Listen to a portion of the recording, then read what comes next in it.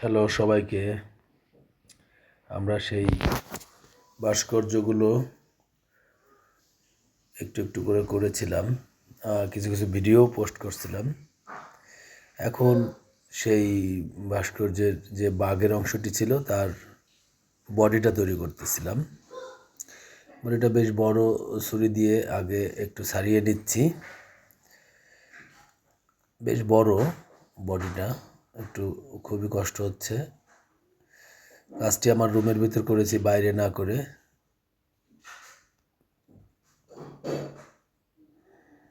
আস্তে আস্তে আমরা পিছনের অংশটাকে একটু গোল আকৃতি করে নেওয়ার চেষ্টা করছিলাম। এর সাথে 3টি বাঘের মাথা তৈরি হবে। মাথাগুলো আগেই রেডি করে রেখেছি, কিন্তু বাঘের বডিটা তৈরি করা হয়নি। আজকেই বাঘের বডিটা তৈরি করার ভিডিওটি পোস্ট করার জন্য একটু